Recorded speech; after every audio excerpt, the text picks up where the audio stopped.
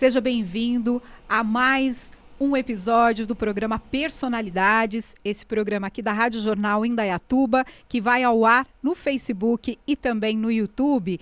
E, claro, também no Spotify você confere as edições do Personalidades, todos os episódios. Hoje, começando mais uma temporada do Personalidades, o ano de 2023 no Personalidades começando agora, estou recebendo Marilza Aparecida de Souza, a primeira mulher a assumir a gestão como diretora da Guarda Civil de Indaiatuba no ano de 2017. Ela tem uma carreira empenhada aí na segurança pública. Esse ano está completando 34 anos na Guarda Civil de Indaiatuba. E ela vem contar um pouquinho da história de vida pessoal dela, claro, também com todo o seu envolvimento aqui com a Guarda Civil, com a segurança pública da cidade. Bem-vinda, é um prazer te receber, te conhecer, Marilza. Olá, Josiane. Prazer é meu, agradeço a oportunidade de estar aqui hoje falando um pouquinho sobre a minha história. E quando que começa essa sua história? Você é de Indaiatuba? Você nasceu aqui? De onde são seus familiares, Marilza?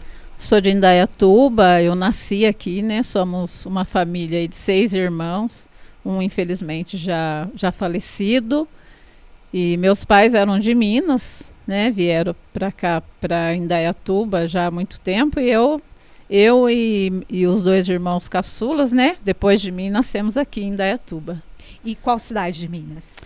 Monte Santo de Minas. Monte Santo de Minas. Marilza, quando que você começa na Guarda Civil de Indaiatuba? Porque você já tem uma história muito longa de serviço à Guarda Civil, à cidade aqui de Indaiatuba, com a sua atuação como guarda. Como que surgiu essa ideia de se tornar uma profissional da área de segurança pública? Na verdade, Josiane, a profissão, uma profissão que eu sempre admirei, né? Mas eu entrei na guarda em 89, então foi uma época em que não se viam muitas mulheres fardadas, né? E eu falo que eu devo isso a um irmão, porque apesar de eu admirar a profissão, não era aquele sonho de ser guarda civil, de ser policial, né? Mas eu tinha um irmão que o sonho dele era ser policial. E eu devo isso a ele, porque ele me incentivou quando abriu o concurso para a Guarda Civil Feminina aqui em Indaiatuba, a primeira turma de guardas femininas. Então você foi da primeira turma de Guarda Civil Feminina? Primeira turma, e eu tenho certeza que foi a turma que teve mais mulheres. Éramos 31 mulheres, um pelotão de 31 mulheres e 30 homens, 5ª turma.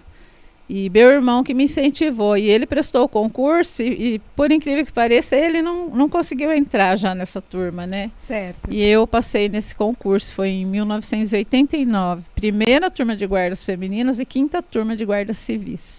E qual o nome do seu irmão que te incentivou? Meu irmão é João Aparecido, na guarda o nome de guerra era Aparecido, e ele foi que faleceu, ele faleceu em 2019. Mas eu devo a ele essa minha carreira dentro da Guarda Civil. E como foi a sua infância? Você nasceu aqui em Indaiatuba? Que bairro que sua família morava? Como foi a sua infância aqui na cidade? Então, meus pais moravam na Fazenda Cruz Alta, onde é o campo de provas hoje, da General Motors. E meus pais trabalhavam ali, então minha infância foi ali, estudava ali mesmo, na Fazenda Cruz Alta. Depois meus pais mudaram para Cerâmica Igaçaba, que tem aqui na divisa entre Salto e Indaiatuba. Eu já tinha 14 anos e eu me lembro que eu queria trabalhar e não podia trabalhar, né? Eles não permitiam, porque eu ainda era criança, só tinha 14 anos. E era um serviço pesado, era tijolos, né? Mas eu insisti tanto para trabalhar que os administradores da cerâmica até deixaram, né? Eu com 14 anos, e ali eu fiquei 4 anos até prestar o concurso para a guarda. Você prestou então muito jovem. Foi o seu primeiro trabalho, assim, a não ser esse da cerâmica, da Guarda Civil? Praticamente a Guarda Civil foi meu primeiro trabalho. Eu entrei na Guarda Civil com 20 anos. Com 20 anos.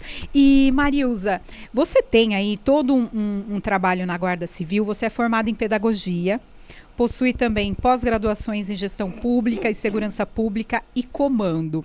Quando você entra na Guarda Civil lá em 89, na primeira turma de mulheres, como era essa turma aí de mulheres? Você disse que foi a maior turma, né, de formação para a Guarda Civil. Como foi o treinamento de vocês? Tinha alguma parte específica para as mulheres ou não? Vocês participavam do treinamento igual que é o treinamento para os guardas civis do sexo masculino? Então, você falou aí da minha formação, né? Na verdade, eu me formei em letras e pedagogia porque o meu sonho era ser professora. E surgiu a oportunidade de prestar o concurso para a guarda, né? E eu pensava, nossa, mas farda, arma, será que tem a ver comigo? Então, e eu tive essa oportunidade, né? Então, nem eu mesmo sabia do que eu era capaz. O treinamento é um treinamento bastante intenso.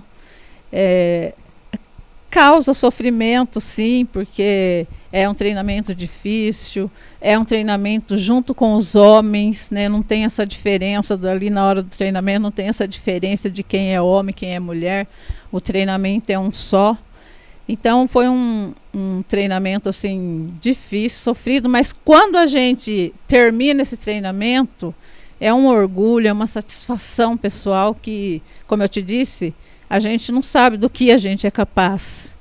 E, então eu me surpreendi comigo mesmo de ter ido lá até se tornar hoje inspetora-chefe da guarda, né? Porque eu ainda sou, apesar de estar hoje atualmente exercendo o cargo de corregedora geral do município, eu ainda sou inspetora-chefe da guarda. Então, para cada promoção ali dentro, a gente tem que concorrer ali junto com os meninos e fazer o teste de aptidão física, não é só a prova escrita.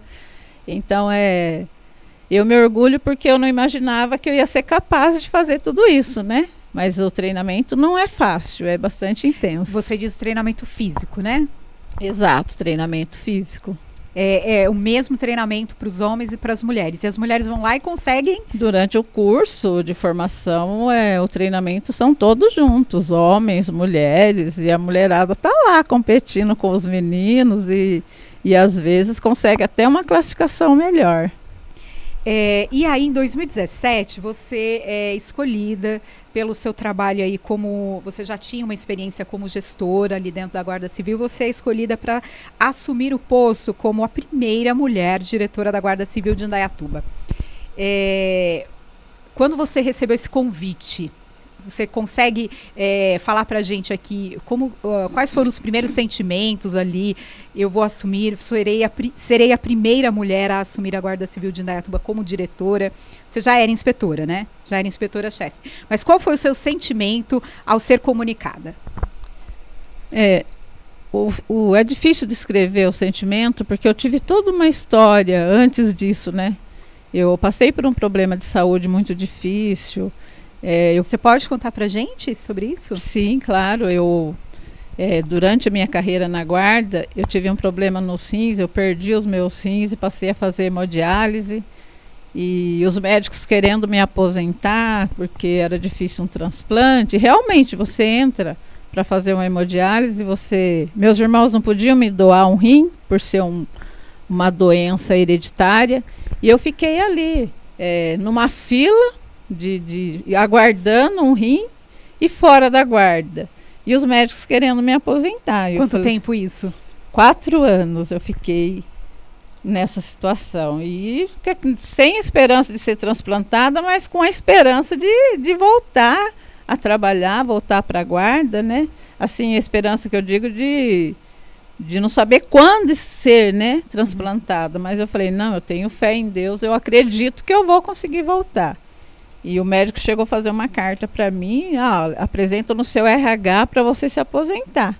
E eu não tive coragem de apresentar essa carta. Eu falei, não, eu não vou apresentar essa carta, eu vou continuar. E 4 anos, até foi uma gestão aí que eu fiquei fora da prefeitura, né? Deu certinho que a gestão de um prefeito. E aí eu falei, não vou me aposentar, eu vou lutar, eu tenho fé que eu vou conseguir, eu vou voltar a trabalhar na guarda. E apareceu aí só que chega uma época que você não escolhe não aposentar. Então o CEPREV, né, que é o nosso serviço de previdência, agendou uma perícia para mim que já era 4 anos sem trabalhar. Você né? estava aí nesse processo aguardando, o Aguardando. transplante, fazendo todo o tratamento. Todo o tratamento. Aí eu me lembro que no ano de 2007, no mês de... Tipo assim, no mês de agosto estava agendada a minha perícia definitiva para aposentadoria, né? Não era de minha vontade, mas Você a não chegou a previdência apresentar tinha aquela que fazer. carta. E aí eu fui chamada para transplante no mês de junho. Depois de 6 meses eu voltei a trabalhar. Depois de 6 meses do transplante. Do transplante eu voltei a trabalhar. Então eu falo que eu acreditei tanto, acho que foi aquela força de vontade, né? E eu voltei a trabalhar. E eu tinha, como eu já tinha encerrado minha faculdade, eu tinha direito a uma promoção de nível universitário, que era um dos benefícios que existia na guarda. E fui promovida. A faculdade que você disse, qual foi? A de letras com especialização em pedagogia. Certo. E aí eu fui, quando eu voltei, eu não podia trabalhar na rua mais, por ser transplantada, né? Ter um rim, tem todo esse cuidado ali dentro da guarda, nessa restrição. Né? Porque na sua você pode participar de uma troca de tiros, né? Ou qualquer outro incidente pode ocorrer. E aí eu passei a trabalhar interno e fui indicada para ser chefe de treinamento dos guardas, chefe de ensino e treinamento. Passei a coordenar os cursos, né? Você comandou a divisão de ensino e treinamento da Guarda Civil. Isso antes de ser indicada para ser a comandante da guarda, né? A diretora comandante. Aí, a partir daí, eu passei a gerenciar os cursos, né? Ser chefe da divisão de ensino e treinamento. Eu era subinspetora da guarda. E depois disso que eu fui indicada na primeira gestão, né? Do prefeito Nilson Gaspar, eu fui indicada para ser a comandante da guarda. Então, assim, tudo isso me deixou... Assim, é inexplicável eu dizer para você qual foi o meu sentimento, né? A vitória que eu tive, né? Inicialmente de ter voltado a trabalhar, de ter acreditado que eu ia voltar. E depois chegar a ser comandante, a primeira mulher numa instituição que a maioria é composta por homens, né? Então é um sentimento inexplicável. Eu queria falar um pouquinho mais sobre o seu tratamento. Como foi essa espera pelo rim? O que passa na cabeça de uma pessoa que precisa ser transplantada? No seu caso, você queria voltar ao trabalho, né? Foi ali contra uma indicação médica de aposentadoria, lutou para continuar no mercado de trabalho. Como foi esse seu tratamento? Quando você recebe a notícia, parece que o mundo, né, desaba. A gente fica revoltado, chora muito, o que eu fiz para Deus, né? A gente costuma falar, o que eu fiz para merecer isso? Que se questiona. E depois, primeiro dia, tem uma cadeira confortável fazer hemodiálise. O primeiro dia eu fiquei às 4 horas sentada assim, e a enfermeira falava, Marilza, deita, relaxa o corpo. Eu fiquei assim, e com aquele medo, eu fiquei pensando, gente, que máquina é essa que tira o meu sangue e passa por uma máquina e volta para o meu corpo? Então é um mundo assim que a gente não conhece. Mas aí com o tempo eu passei a aceitar e até agradecer a Deus por existir essa máquina, porque foi essa máquina que me manteve viva durante esses 4 anos. O início é difícil, mas cada pessoa que chega ali é criança, é jovem, é idoso. Cada pessoa que entra por aquela porta e você está ali fazendo hemodiálise, você sofre por aquela pessoa. Sofre por cada pessoa. Sem falar naqueles que a gente vê até falecendo, né? Durante a hemodiálise.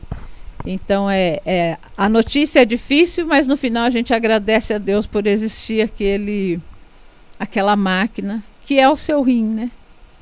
E tinha, Marilza, aquele sentimento assim, quando vai chegar a minha vez de transplantar, quando o médico falou, olha, a única opção, ou a melhor, a que vai te dar uma melhor qualidade de vida, é o transplante. Tinha essa angústia diária? Que dia que eu vou ser transplantada? Será que vai chegar a minha vez? Essa questão da fila, que geralmente sempre é grande, né? Eu procurava não pensar muito quando em que lugar que eu estou na fila, quando que eu vou chegar, Mas cada vez que eu via uma pessoa sendo chamada para transplantar, eu vibrava, eu ficava muito feliz por aquela pessoa. E ao mesmo tempo eu pensava, quando será que vai ser a minha vez? Né? Será que tinha gente ali que já fazia 18 anos, 20 anos que estava ali aguardando? Tinha pessoas com 1 ano eram chamados, outros o pai doava, a mãe doava. Tinha aqueles que recebiam o rim, depois tinha o caso da rejeição e retornava.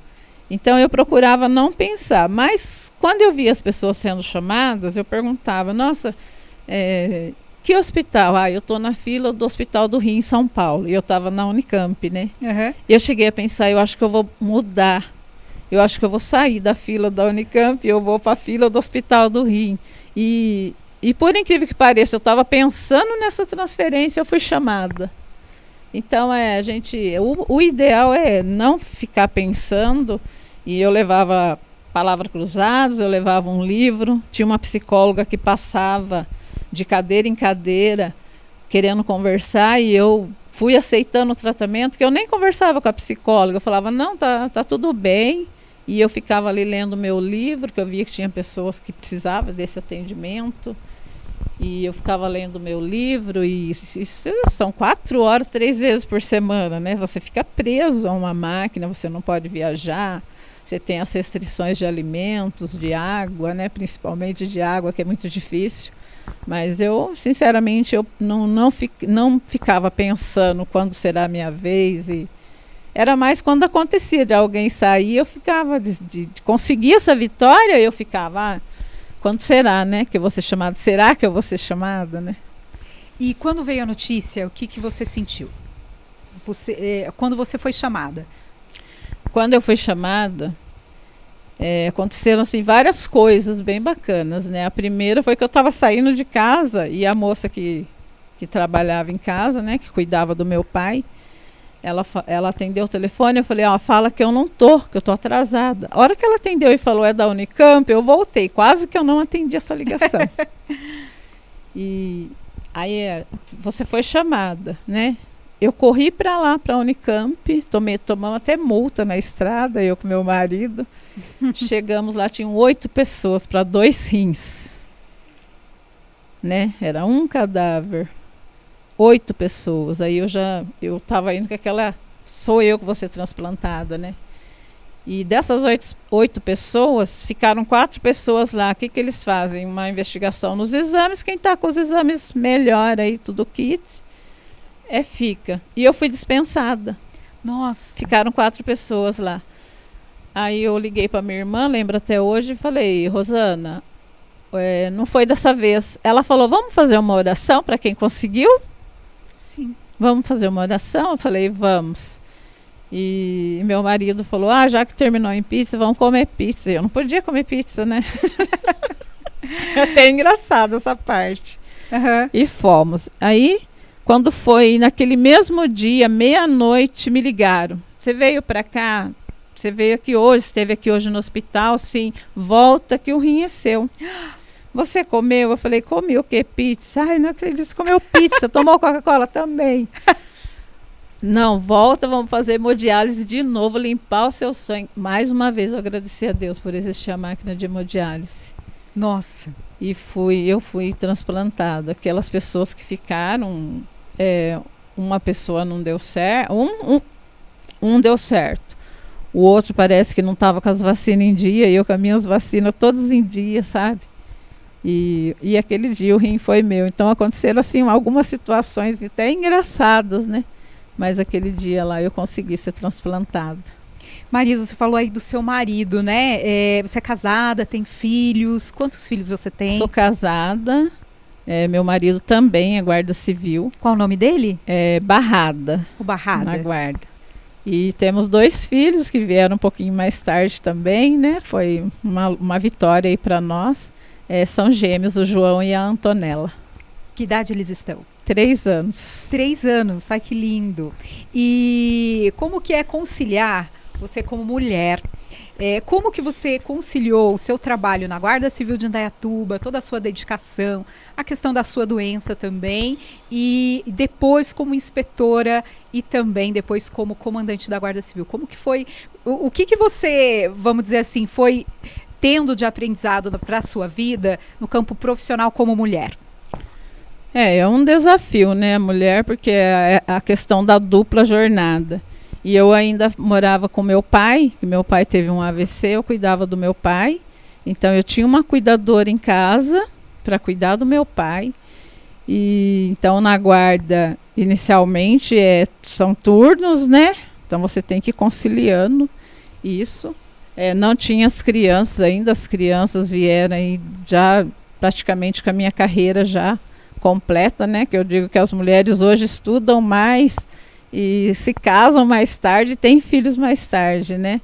Por conta da carreira.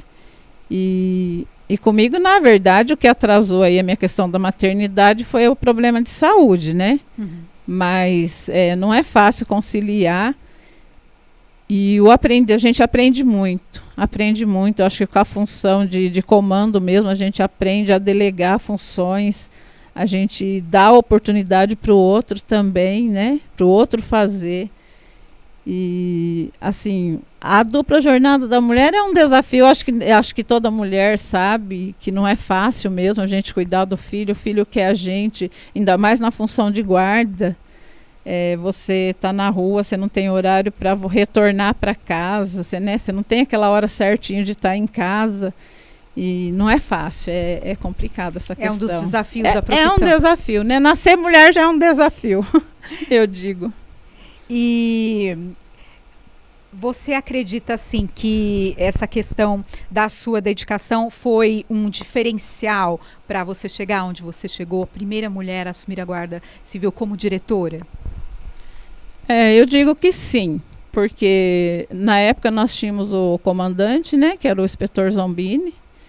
Eu aprendi muito com ele e sempre eu estava ali na divisão de ensino e sempre o auxiliando nas questões burocráticas também.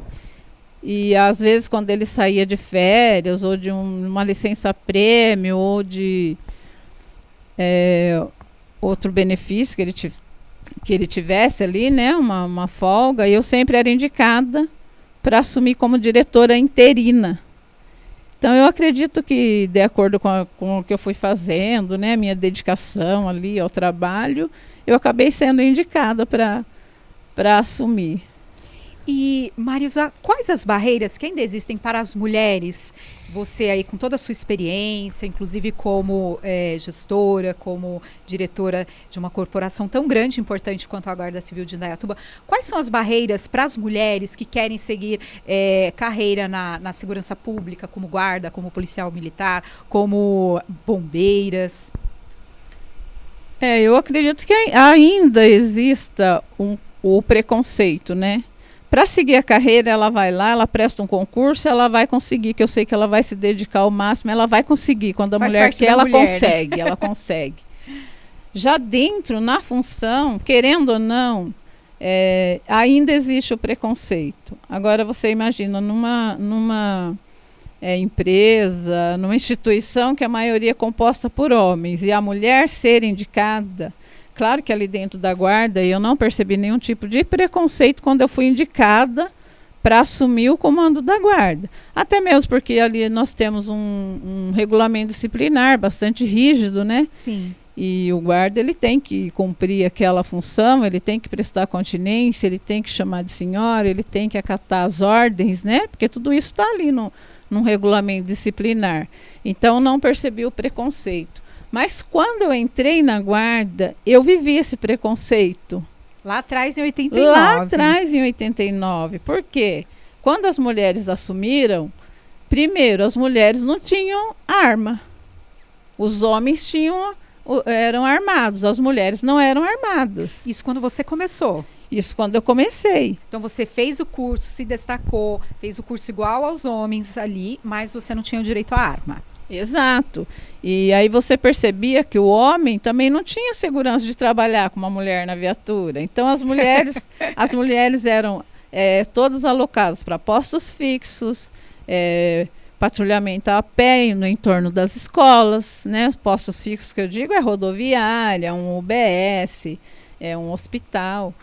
E as mulheres não trabalhavam em viaturas. Nós tínhamos uma que era, acho que motorista, e uma que era como se fosse coordenadora, supervisora, que foi a primeira colocada, que fazia a ronda nos postos fixos.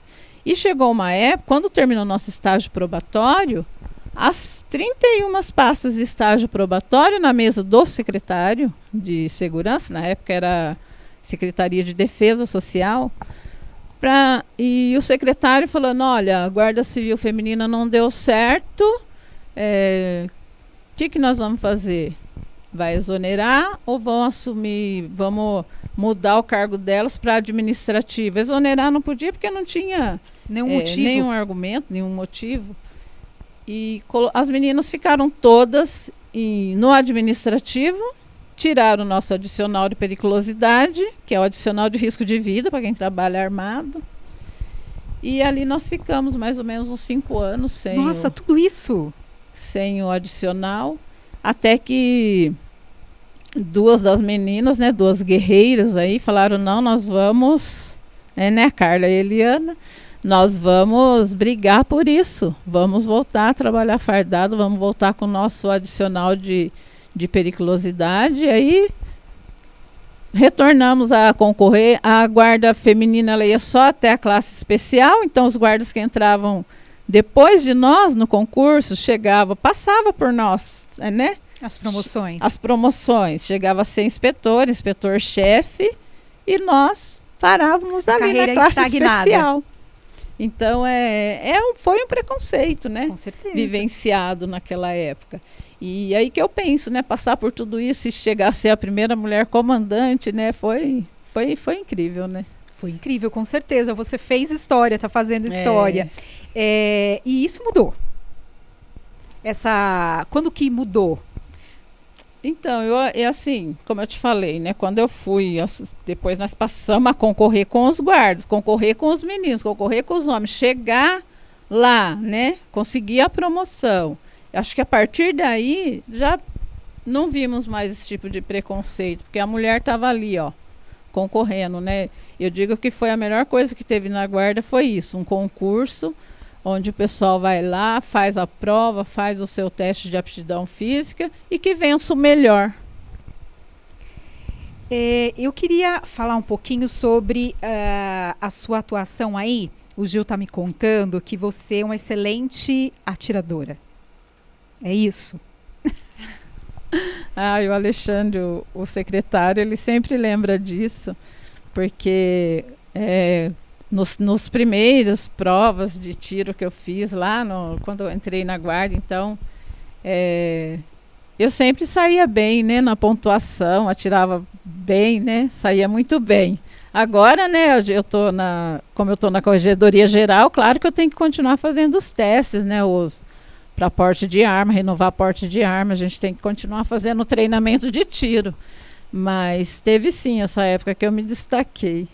Foi que ano isso? E você gosta? Você gosta desses treinamentos? Sim. Atualmente eu não vou muito para os treinos por conta do trabalho na Corregedoria Geral, né? Mas você acaba gostando, né? Você tem acaba tendo essa intimidade com a arma e gosta de ir lá e de atirar, né? Segundo o Gil, você tem uma pontuação alta na pontaria aí. Isso. Eu acho que até é uma questão da dedicação da mulher, né? Tudo que ela quer ali, se dedica muito, né? Eu lembro até dos treinamentos, né? Eu falo que a mulher, ela presta mais atenção e o homem, ele já quer fazer logo, né? Então, eu lembro até hoje dos treinamentos que o instrutor falava, 5 tiros, arma no coldre, depois mais 5, arma no coldre, e tinha os meninos já, a hora que falava, dava o apito, já dava os 10 tiros, né? Então, eu acho que essa concentração, esse foco é mais da mulher mesmo, prestar bem atenção no que está sendo explicado, né? Mas na guarda nós temos excelentes atiradores e temos as meninas também que estão chegando aí, estão se destacando bastante. Existe algum caso em toda a sua carreira na Guarda Civil de Indaiatuba que te marcou, que seja algo assim que você não esqueça, seja uma situação de violência extrema ou algum outro tipo de atuação da Guarda que tenha te marcado? Tem um fato que marcou bastante, que teve o assalto, né, no Banco Itaú. Eu estava lá na Guarda e nós perdemos aí 2 guardas, né, que trabalhavam os 2 que trabalhavam na delegacia. Então foi bastante triste. É um fato que a gente não esquece, né? Eu estava na Guarda e foi a primeira vez que nós perdemos guardas em ocorrência. Então foi um fato assim bastante marcante. Foi uma comoção muito grande também, né? Foi a cidade toda, né? A cidade toda. Até atualmente foi relembrado isso nas redes sociais e quando você vê, você sente bastante. Parece que se está passando por aquele dia, sabe? Todo mundo tenso e eles na rua, e quando fala um foi baleado, você, né? Já que quem foi, né? Uhum. E torce para não ser um guarda, um parceiro de trabalho, mas infelizmente nós perdemos aquele dia os 2 guardas. E como mulher trabalhando na segurança pública, quando você se depara aí com um caso de violência contra a mulher, é diferente ou é mais uma demanda diária? Mexe mais com você por ser mulher? Caso de violência contra a mulher, contra crianças, violência doméstica, violência familiar? Mexe, né? Ainda mais você sendo mulher, sendo mãe. Atualmente no município a gente tem um programa aí, Caminho das Rosas, né? Eu participei de todo o início do Caminho das Rosas, né? Foi idealizado aí pela primeira-dama, né? E secretária da Cultura, a Tânia Castanho.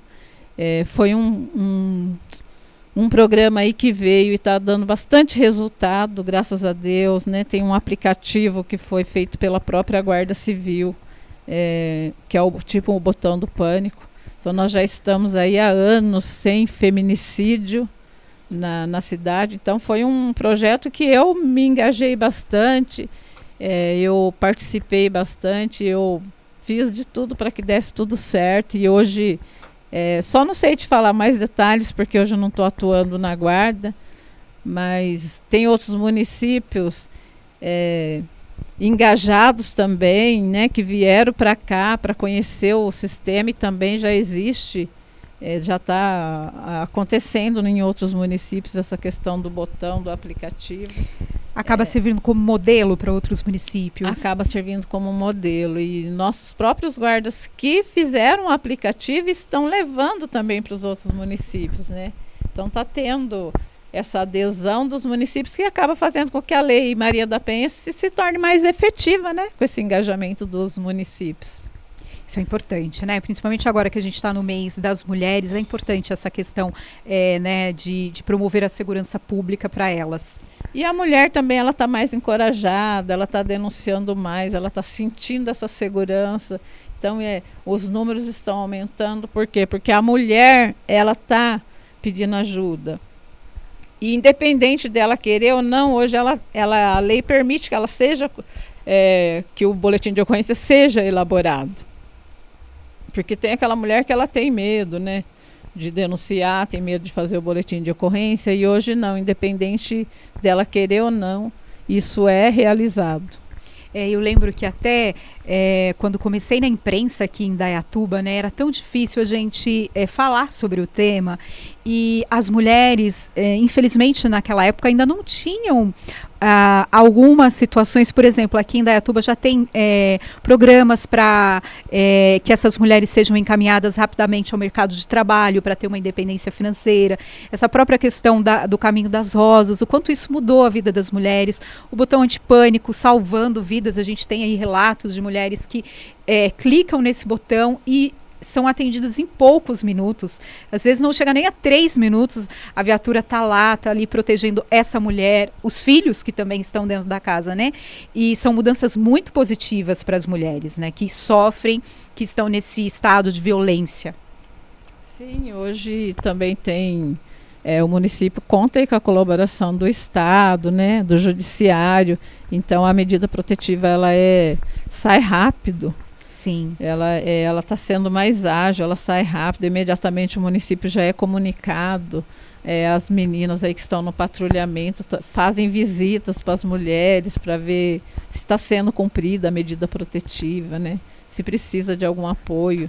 Então isso foi assim, muito importante esse acontecimento no município e vem dando sim maior segurança para as mulheres, para elas denunciarem.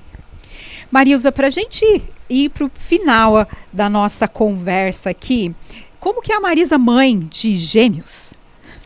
Nossa, os gêmeos também foi uma história assim, por conta do meu tratamento de transplante, eu não podia ser mãe. Você não podia gerar na sua barriga, é isso? Só que assim, eu imaginava que após o transplante eu ia poder gerar.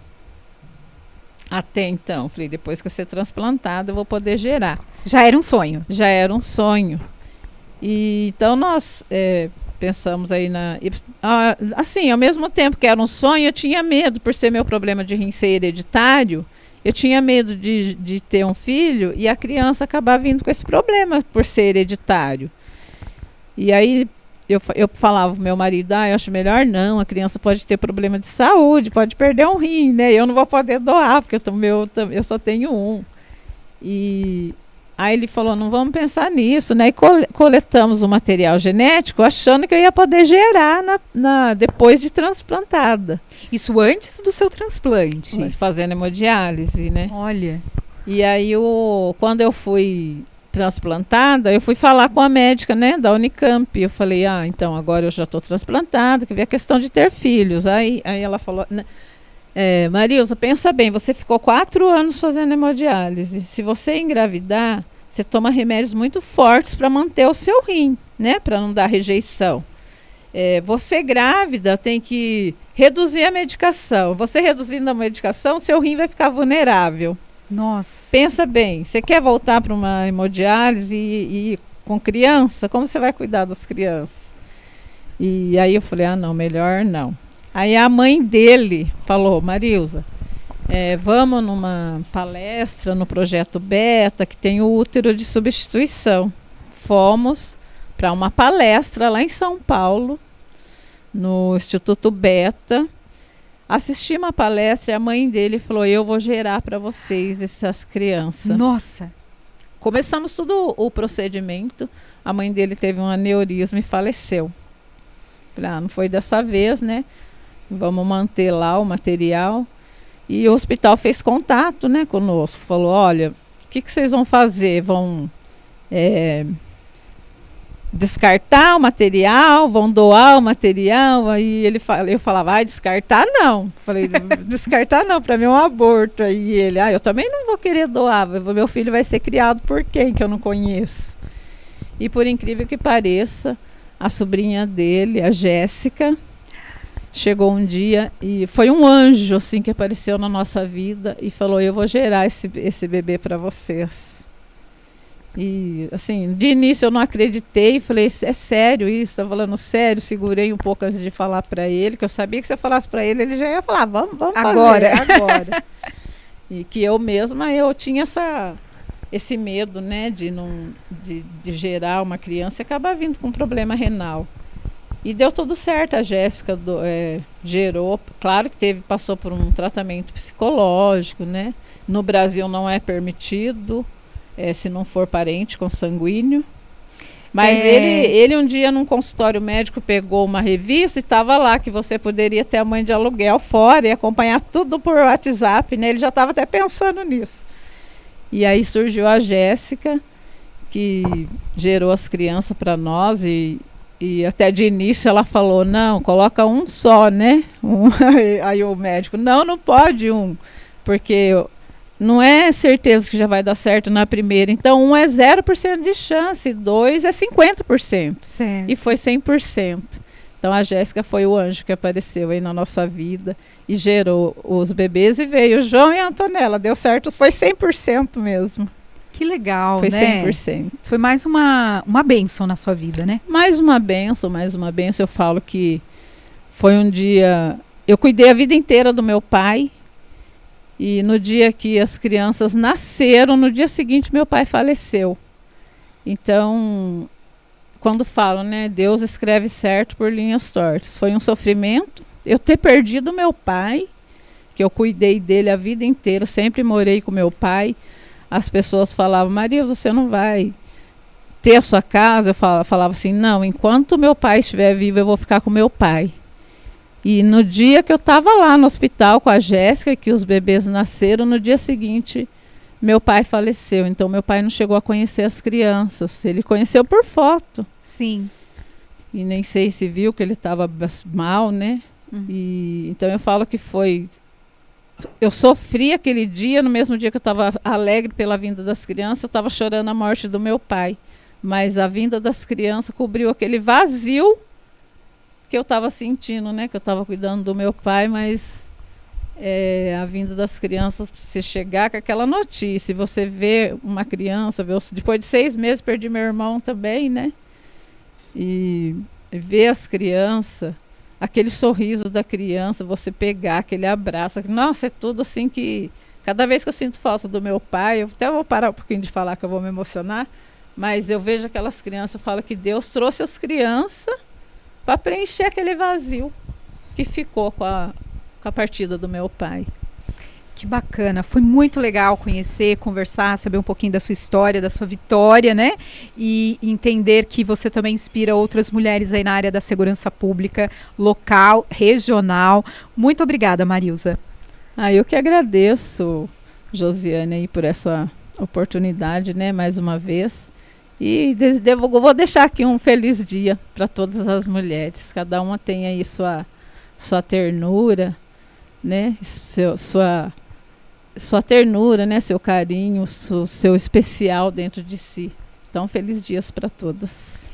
É isso, nós estamos começando essa temporada especial aqui do Personalidades, no mês das mulheres, agradecendo aí a toda a audiência, a todos vocês que estão nos assistindo agora ou nos ouvindo aí através do Spotify. Mulheres, muita força, feliz Dia das Mulheres a todos. Um mês especial a todos vocês. Obrigada pela audiência no Personalidades. Semana que vem voltamos com mais uma convidada no Personalidades, agora de março.